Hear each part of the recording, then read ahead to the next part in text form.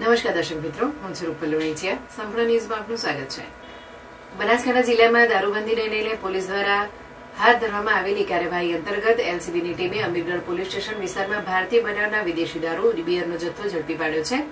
પોલીસે Maruti Suzuki SX4 કારમાંથી કુલ 692 bottle દારૂ અને બિયર મળીને કુલ ₹5.56 લાખનો મુદ્દામાલ કબજે કર્યો છે.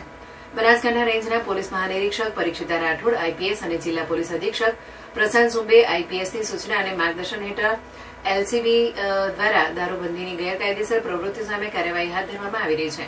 આ દરમિયાન એલસીબીની ટીમને મળેલી બાતમીના આધારે રામપુરા વડલા 3 રસ્તા ખાતે રોડ પર નાકાબંધી કરવામાં આવી હતી. તે સમયે SX4 કારના ચાલકે પોલીસની નાકાબંધી જોઈ કાર રોકવાને બદલે ભગાવી હતી.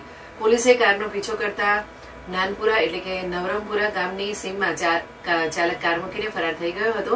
પોલીસે કારની તપાસ કરતા તેમાંથી ભારતીય બનાવટના વિદેશી દારૂ બિયરની કુલ 692 બોટલ મળી આવી હતી, જેની કિંમત ₹2,56,836 હોવાનું જાણવા મળ્યું છે. પોલીસે દારૂ ઉપરાંત ₹3 લાખની કિંમતની SX4 કાર મળીને કુલ ₹5,56,836નો મુદ્દામાલ કબજે કર્યો છે.